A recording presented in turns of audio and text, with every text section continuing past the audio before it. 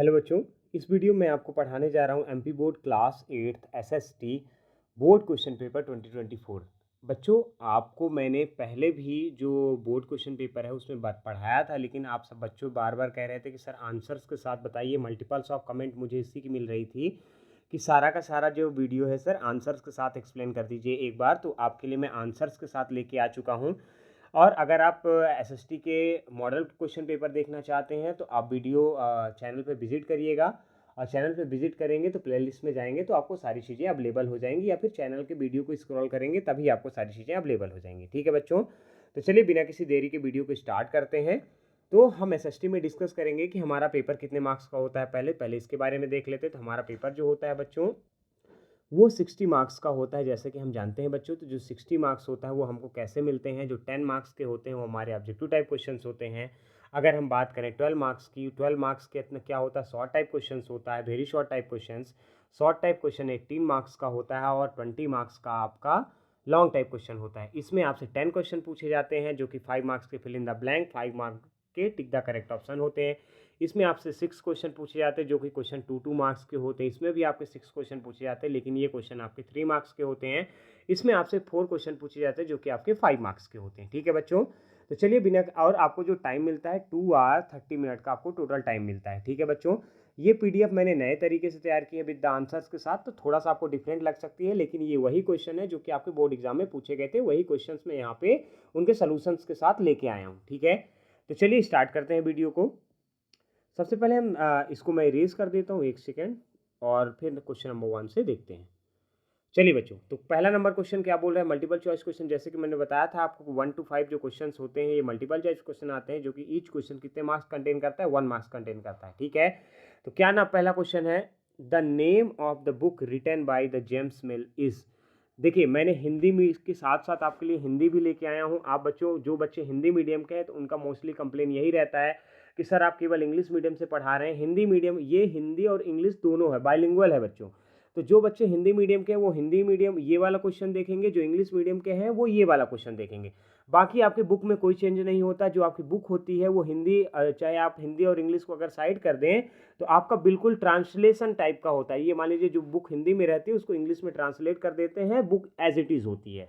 तो बुक का नाम क्या है, जेम्स मिल द्वारा लिखी गई किताब का नाम क्या है, तो उनकी किताब का नाम क्या है, the history of British India. History किसके बारे में बता रहे थे, ब्रिटिश इंडिया की हिस्ट्री के बारे में बता रहे थे। ठीक है, चलिए बच्चों क्वेश्चन नंबर 2 देख लेते हैं। The land left without the cultivation for the some time is called. जो लैंड है लेफ्ट होता है मतलब बचा होता है कुछ समय के लिए बिना, वह भूमि जो कुछ समय के लिए खेती के लिए छोड़ा जाता है उसे हम क्या कहते हैं। तो ये आपको बताना है बच्चों। तो इसको हम क्या बोलेंगे, इसको हम बोलेंगे, ये इसको क्या बोलेंगे, फैलो लैंड बोलेंगे। इसका आंसर क्या हो जाएगा, फैलो लैंड। इसको हिंदी में क्या बोलते हैं, बंजर भूमि। हिंदी में क्या बोलेंगे, बंजर भूमि। बच्चों आप देख पा रहे होंगे कि हिंदी और इंग्लिश प्रॉपर तरीके से लिखा है। ये हमारे इंग्लिश मीडियम बच्चों को भी समझ में नहीं आता कि ये क्वेश्चन क्या कहना चाहता है, तो जो हिंदी से है उनके लिए भी है कि एक बार हिंदी भी पढ़ लें तो आपको प्रॉपर तरीके से कुछ सारी चीज़ें समझ में आ जाएंगी। ठीक है बच्चों, चलिए क्वेश्चन नंबर 3 देख लेते हैं। The collection of rule necessary for the running the governance of the country is called. देखिए, द कलेक्शन ऑफ रूल्स जो होते हैं, जो कि क्या करते हैं, एक देश में शासन को चलाने के लिए आवश्यक नियमों को संग्रह क्या कहलाता है। मतलब एक देश को अगर हमको चलाना है तो जो कलेक्शन ऑफ रूल्स होते हैं गवर्नमेंट के द्वारा जो चलाए जाते हैं उनको हम क्या कहते हैं, तो ये क्या हो जाएगा, कॉन्स्टिट्यूशन। मतलब ये मान लीजिए कि कॉन्स्टिट्यूशन के थ्रू ही हम सारी चीज़ें करते हैं। जो हमको रूल्स मिलते हैं संविधान के थ्रू ही मिलते हैं। तो हिंदी मीडियम के बच्चों के लिए संविधान और इंग्लिश मीडियम के बच्चों के लिए कॉन्स्टिट्यूशन। ठीक है बच्चों, चलिए बच्चों क्वेश्चन नंबर 4 देख लेते हैं। क्वेश्चन नंबर 4 क्या बोल रहा है, सेक्युलरिज्म मीन्स। तो सेक्युलरिज्म का हिंदी में मतलब क्या होता है, धर्मनिरपेक्षता का क्या मतलब है। ठीक है, धर्मनिरपेक्षता का मतलब क्या है, तो इसका राइट आंसर हो जाएगा the state respecting all the religion without any discriminations. ठीक है ना, तो इसका हिंदी में मतलब क्या निकल के आएगा, राज्य के सभी धर्मों को सम्मान करना बिना किसी भेदभाव के क्या कहलाता है, सेक्युलरिज्म कहलाता है, धर्मनिरपेक्षता कहलाती है। ठीक है बच्चों, चलिए क्वेश्चन नंबर 5 देख लेते हैं। क्वेश्चन नंबर 5 क्या बोल रहा है, to provide the public facility to the common man is the responsibility of the. देखिए, सामान्य व्यक्तियों को सार्वजनिक सुख सुविधाएं प्रदान कराना किसकी जिम्मेदारी है, तो ये किसकी जिम्मेदारी है बच्चों, गवर्नमेंट, इंग्लिश में उसको हम गवर्नमेंट बोलते हैं, हिंदी में हम उसको क्या बोलते हैं बच्चों, सरकार बोलते हैं। क्या बोलते हैं, सरकार बोलते हैं। ठीक है, चलिए क्वेश्चन नंबर 6 देख लेते हैं। जैसे कि आप जानते हो बच्चों, क्वेश्चन नंबर 6 हमारा फिल इन द ब्लैंक होता है। ये हमारा 6 to 10 होता है, जो कि 1 मार्क्स के सारे क्वेश्चन पूछे जाते हैं। ठीक है ना। चलिए, ये क्वेश्चंस ब्लैंक से थोड़ा सा बदल गए हैं, मैंने इनको जब कन्वर्ट किया तो यहाँ पे ब्लैंक्स नहीं, लेकिन मैं आपको बता देता हूँ कि कहाँ पे ब्लैंक्स आएंगे। क्वेश्चन नंबर 6 देख लेते हैं। The British victory over the Bengals began with the battle of, यहाँ पे आपका ऐसा ब्लैंक करके दे देगा, तो ये आप क्या लिखेंगे, बैटल ऑफ प्लासी। क्या नाम देंगे उसको, बैटल ऑफ प्लासी। ठीक है, क्वेश्चन नंबर 7 देख लीजिए। It is the important work, अच्छा हिंदी में इसको बता देता हूँ। बंगाल पर ब्रिटिश विजय की शुरुआत किस युद्ध से हुई थी, तो क्या कहलाता है, जो बैटल ऑफ प्लासी है उसके से हुई थी। यहाँ पे आपको ब्लैंक लगा देना है। ठीक है, चलिए क्वेश्चन नंबर 7 देख लेते हैं। It is important to work of the parliament to make, देखिए क्या होता है, संसद का महत्वपूर्ण वर्क क्या है, it is important work of the parliament. Important work किसका, पार्लियामेंट का क्या है, तो क्या है, लॉ बनाना। उनका काम क्या होता है, लॉ मेकिंग, कानून बनाना। जो कानून बनाने का काम क्या करते हैं, जो पार्लियामेंट्स के लोग होते हैं, तो पार्लियामेंट्स का ये मेन काम है क्या करना, कानून को बनाना। हिंदी वाले बच्चे कानून बनाना लिखेंगे, इंग्लिश वाले बच्चे लॉ लिखेंगे। ठीक है, क्वेश्चन नंबर 8 देख लेते हैं। The Indian constitution provide the complete freedom to the everyone to dash religious rules and the practices. ठीक है ना, भारतीय संविधान सभी को अपने धार्मिक नियमों और प्रथाओं को डैश करने की पूरी स्वतंत्रता प्रदान करता है, तो वो अब क्या हो जाएगा इसका, अडॉप्ट करने की। ठीक है ना, या अपनाने की। ठीक है ना, आप इसे यहाँ पे अपनाना हिंदी में लिखेंगे और वहाँ पे अडॉप्ट करने के लिए लिखेंगे। क्वेश्चन नंबर 9 देख लीजिए बच्चों, क्या बोल रहा है। Rail and bus are the most important means of dash, यहाँ पे डैश आ जाएगा बच्चों। ठीक है, तो ये क्या हो जाएगा, पब्लिक ट्रांसपोर्टेशन। पब्लिक ट्रांसपोर्टेशन क्या कहलाता है बच्चों, सार्वजनिक परिवहन। क्या कहलाएगा, सार्वजनिक परिवहन। ठीक है, चलिए क्वेश्चन नंबर 10 देख लेते हैं। The minimum wages is decided by the dash, तो न्यूनतम वेतन का निर्धारण किसके द्वारा किया जाता है, तो ये किसके द्वारा होगा, स्टेट गवर्नमेंट के द्वारा। किसके द्वारा, स्टेट गवर्नमेंट के द्वारा। हिंदी में स्टेट गवर्नमेंट को राज्य सरकार कहते हैं। ठीक है बच्चों, चलिए वेरी शॉर्ट टाइप क्वेश्चंस देख लेते हैं। वेरी शॉर्ट टाइप क्वेश्चंस क्या बोल रहा है, why is the very short type question, पहले ये जान लेते हैं कि ये जो 11 to 16 very short type questions आते हैं बच्चों, 2 मार्क्स का एक क्वेश्चन होता है, टोटल 6 क्वेश्चन पूछे जाते हैं, जो कि 12 मार्क्स के होते हैं। एग्जाम पॉइंट ऑफ व्यू से मोस्ट इंपॉर्टेंट होते हैं। ये तो आपका प्रीवियस ईयर ही है, तो आप पूरा वीडियो देखिए और ये सारे के सारे आंसर्स इसको आप लर्न कर लीजिए। पहला क्वेश्चन देख लेते हैं। Why is the third battle of Panipat important, जो थर्ड बैटल ऑफ पानीपत क्या है, इंपॉर्टेंट क्यों है, तो पहले मैं इंग्लिश में रीड कर देता हूँ, फिर मैं आपको हिंदी में समझा देता हूँ। The third battle of Panipat 1761 was significant because it marked the decline of the Mughal Empire and the rise of the Marathas Empire. ठीक है, it was a decisive battle between the Marathas and the Afghans, led by Ahmad Shah Durrani, which weakened the Marathas' power and had long-term consequences on the Indian history. ठीक है बच्चों, अब इसका हिंदी में देख लेते हैं। पानीपत की तीसरी लड़ाई 1761 में महत्वपूर्ण थी, क्योंकि इसने मुगल साम्राज्य के पतन और मराठा साम्राज्य के उदय को चिन्हित किया। ठीक है ना, यह मराठों और अफगानों के बीच का निर्णायक युद्ध था, जिसका असर भारतीय इतिहास पे दीर्घकालिक था। ठीक है, चलिए क्वेश्चन नंबर 12 देख लेते हैं बच्चों। क्वेश्चन नंबर 12 क्या बोल रहा है, what was the measurement of 1 Bigha during the British rule. 1 बिगहा का अगर हम बात करें तो ब्रिटिश काल में उसका मेजरमेंट कितना था, ब्रिटिश शासन के दौरान 1 बिगहा का माप क्या था। ठीक है, तो इसका आप लिखेंगे during the British rules 1 bigha was approximately equal to 0.8 acres of land. कितना था, 0.8 एकर्स ऑफ लैंड। ठीक है, तो ब्रिटिश शासन के दौरान 1 बिगहा 0.8 एकड़ भूमि के बराबर था। ठीक है बच्चों, चलिए क्वेश्चन नंबर 13 देख लेते हैं। What was the cultural mission of the British, देखिए ब्रिटिशों के सांस्कृतिक मिशन क्या था। ठीक है, the cultural mission of the British was to introduce the western education, modernization in India society and spread English as a language. They aimed to civilize the India and implemented the European ideas of the governance, culture and technology. ठीक है, अब इसको हिंदी में देख लीजिए बच्चों। ब्रिटिशों का सांस्कृतिक मिशन पश्चिमी शिक्षा और का प्रचार करना था, ठीक है ना, भारतीय समाज को आधुनिक बनाना और अंग्रेजी भाषा को रूप में फैलाना, ठीक है, अंग्रेजी को भाषा के रूप में फैलाना। उनका उद्देश्य भारत को सभ्य बनाना और यूरोपीय शासन, संस्कृत और प्रौद्योगिकी के आदर्शों को लागू करना था। क्वेश्चन नंबर 14 देख लेते हैं बच्चों। क्वेश्चन नंबर 14 क्या बोल रहा है? What is meant bye integrated judicial system? एकीकृत न्यायिक प्रणाली का क्या तात्पर्य है? इंटीग्रेटेड जुडिशियल सिस्टम का मतलब होता है एकीकृत न्यायिक प्रणाली। तो इसको पहले इंग्लिश में देख लेते हैं। An integrated judicial systems means that the all levels of the court in a country forms the lower courts to the highest court work together as a unified whole. This ensure a consistent application of the law across the nation। देखिए, एकीकृत न्यायिक प्रणाली का मतलब है कि एक देश में सभी अदालतों के स्तर निचली अदालतों से सर्वोच्च अदालत तक एकजुट रूप से काम करते हैं। इससे देश भर में कानून को समान रूप से लागू होने की सुनिश्चितता मिलती है। क्वेश्चन नंबर 15 देख लीजिए। Why there is a need of protective provisions for the minorities? अल्पसंख्यकों के लिए सुरक्षा प्रावधानों की आवश्यकता क्यों है? ये हिंदी हो गया, वो इंग्लिश हो गया, ठीक है। अब देखिए, इसको देखते हैं।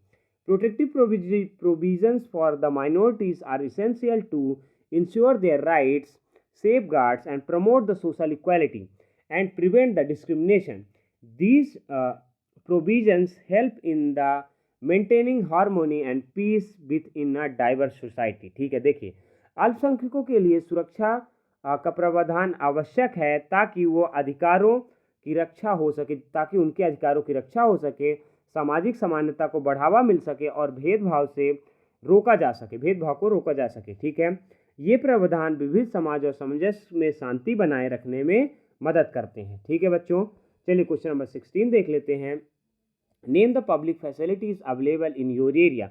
पब्लिक फैसिलिटीज को बताना है, अपने क्षेत्र में उपलब्ध सार्वजनिक सुविधाओं के बारे में आपको बताना है। In my area the public facilities include the schools, hospitals, park, bus services and libraries. ठीक है, मेरे क्षेत्र में सार्वजनिक सुविधाएं स्कूल, अस्पताल, पार्क, बस सेवाएं और पुस्तकालय शामिल हैं। ठीक है ना। अब चलिए शॉर्ट टाइप क्वेश्चन आते हैं। ये हमारे 3 मार्क्स के 6 क्वेश्चन पूछे जाते हैं। टोटल 18 मार्क्स हमको देके जाते हैं बच्चों। अब देखिए यहाँ पे क्या बोल रहा है। Why did the Indian soldiers participate in the revolution of 1857 AD? भारतीय सैनिकों ने 1857 ईस्वी में के विद्रोह में क्यों भाग लिया? ठीक है ना। Indian soldiers specially sepoys in the British East India Company participated in the Revolution of 1857 due to their regiments against the British policies, poor pay, and the use of the animal fat cartridge which hurt their religious sentiments। कार्टेज क्या होते हैं? ये जो cartridges है ये कारतूस कहलाते हैं। ठीक है, तो इसका हिंदी देख लीजिए। भारतीय सैनिक विशेष रूप से ब्रिटिश ईस्ट इंडिया कंपनी के सिपाही 1857 क्रांति में भाग लिया क्योंकि ब्रिटिश की नीतियों, कम वेतन और कारतूसों में पशु की वसा का उपयोग के लिए वो नाराज थे, जो कि उनके धार्मिक भावनाओं को ठेस पहुंचाता था। 18 नंबर क्वेश्चन देखेंगे बच्चों। Which women have made the important contributions in the promoting the women's education? ठीक है ना। किन महिलाओं ने महिलाओं की शिक्षा को बढ़ावा देने के लिए महत्वपूर्ण योगदान दिया? Women like Savitribai Phule, Kasturba Gandhi and Sarojini Naidu played the sufficient role promoting the women's education in India. They fought for women's right and the education leading the social reforms। Okay, इसका हिंदी में देख लेते हैं बच्चों। सावित्रीबाई फूले, कस्तूरबा गांधी और सरोजनी नायडू जैसी महिलाओं ने भारत में महिलाओं की शिक्षा को बढ़ावा देने के लिए महत्वपूर्ण भूमिका निभाई। उन्होंने महिलाओं के अधिकारों और शिक्षा के लिए संघर्ष किया, जिससे परिणाम स्वरूप सामाजिक सुधार हुए। ठीक है, क्वेश्चन नंबर 19 देखते हैं। How can we conserve the resource write any 3 measures. ठीक है, हम संसाधनों को कैसे बचा सकते हैं, 3 उपाय लिखे। तो पहला क्या है, reduce, reuse and recycle the material. सामग्री को कम उपयोग करें, पुनः उपयोग करें और पुनः चक्रण करें। ठीक है ना, मतलब उसको फिर से बनाएं। ठीक है। नंबर 2 है, promote the use of renewable energy source like solar and wind power. नवीनी ऊर्जा स्रोतों जैसे सौर और पवन ऊर्जा का उपयोग पे बढ़ावा दें। ठीक है। फिर थर्ड नंबर क्या है, practice sustainable agriculture and reduce the waste. सतत कृषि का अभ्यास करें और कचरे को कम करें। ठीक है बच्चों, चलिए क्वेश्चन नंबर 20 देख लेते हैं। What is meant by the term industry. उद्योग शब्द का क्या अर्थ है। In the industry refers to the economic activity related to the production of goods and the services within an economy. It involves the manufacturing, extractions and processing of the raw materials. उद्योग तात्पर्य है, यह एक अर्थव्यवस्था के भीतर वस्त्रों और सेवाओं का उत्पादन करने से संबंधित आर्थिक गतिविधियां। इसमें कच्चे माल का निर्माण और निष्कर्षण और प्रकाशन भी शामिल है। ठीक है, प्रसंस्करण भी शामिल है। चलिए 21 देख लेते हैं। What do you understand by the industrial areas. Write the name of 2 major industrial areas. देखिए अब ये थोड़ा सा क्रॉस हो गया, इसको इरेज कर देता हूँ। चलिए अब देखते हैं। हाँ, what do you understand by the industrial area. Industrial area से आप क्या समझते हैं, तो आपको ये बताना है। औद्योगिक क्षेत्रों से आप क्या समझते हैं, भारत के 2 प्रमुख औद्योगिक क्षेत्र के नाम लिखिए। ठीक है ना, पहले इंडस्ट्रियल एरिया के बारे में जान लेते हैं। An industrial area refers to designated zone और region where the industries are concentrated, providing infrastructure and facilities for manufacturing process. 2 major individual areas of the Indias are Mumbai, Pune industrial belt and the Delhi Meerut industrial belt. ठीक है, देखिए अब आप इसमें देख लीजिए, औद्योगिक क्षेत्र का तात्पर्य है कि एक निर्धारित क्षेत्र या क्षेत्र जहां उद्योगों का घनत्व होता है, जो निर्माण प्रक्रिया के लिए बुनियादी ढांचे और सुविधाएं प्रदान करता है। भारत के 2 प्रमुख औद्योगिक क्षेत्र हैं, मुंबई पुणे औद्योगिक पट्टी और दिल्ली गाजियाबाद औद्योगिक पट्टी। ठीक है ना। क्वेश्चन नंबर 22 देख लेते हैं बच्चों, क्या बोल रहा है question number 22। What impact did the environment related decisions of the courts have on the lifes of the labours. ठीक है, न्यायालय के पर्यावरण संबंधित निर्णयों से श्रमिक के जीवन पर क्या प्रभाव पड़ा, तो आपको ये बताना है। चलिए बच्चों, तो क्या हो जाएगा, environment related court decisions like regulations on the pollution control and the safe disposals of the industries waste and the safe disposal of the industries waste have improved the health and the working condition of the laborers. These decisions ensure the clean air, water and safe workplace for the workers. ठीक है ना। देखिए पर्यावरण से संबंधित न्यायालयों का निर्णय से जैसे प्रदूषण नियंत्रण और औद्योगिक कचरों का सुरक्षित निपटना का नियम श्रमिकों के स्वास्थ्य और कार्य की स्थिति पर सुधार लाते हैं। श्रमिक के लिए स्वस्थ हवा, पानी और सुरक्षित कार्यस्थल सुनिश्चित करते हैं। ठीक है ना, ये जो लॉज हैं। अब बच्चों लॉन्ग टाइप क्वेश्चन आ गया। लॉन्ग टाइप क्वेश्चन जैसा कि हम जानते हैं 5 मार्क्स का एक क्वेश्चन होता है, टोटल 4 क्वेश्चन पूछे जाते हैं, जो कि एग्जाम पॉइंट ऑफ व्यू से बहुत इंपॉर्टेंट है। प्रॉपर लर्न करिएगा। डिस्क्राइब द गांधी जी दांडी मार्च। गांधी जी के दांडी मार्च का वर्णन करें। गांधी जी दांडी मार्च was pivotal event in the Indian freedom struggle. In 1930, Gandhi ji led 240-mile march to Dandi to protest against the British salt tax. This peaceful act of defiance marked the beginning of the civil disobedience movement and inspired the millions to join the freedom struggle.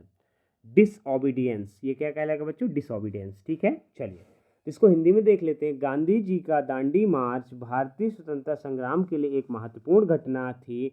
1930 में गांधी जी ने British नमक कर के खिलाफ विरोध करने के लिए दांडी मार्च तक 240 मील का मार्च निकाला। यह शांतिपूर्ण विरोध आंदोलन सविनय अवज्ञा आंदोलन की शुरुआत था और इसमें लाखों लोगों को स्वतंत्रता संग्राम में शामिल होने के लिए प्रेरित किया गया। ठीक है ना। चलिए बच्चों नेक्स्ट क्वेश्चन देख लेते हैं। नेक्स्ट क्वेश्चन हमारा क्या बोल रहा है, नेक्स्ट क्वेश्चन देखते हैं। 24 नंबर क्वेश्चन है, describe the reason of extension of the natural vegetation and the wild life animal. प्राकृतिक वनस्पति और जंगली जानवरों के विलुप्त होने के कारणों का वर्णन कीजिए। ठीक है, क्या होगा, तो इसके बारे में आपको बताना है कि प्राकृतिक जो वनस्पति है और जंगल में जो जानवर हो क्यों लुप्त होते जा रहे हैं। ठीक है ना।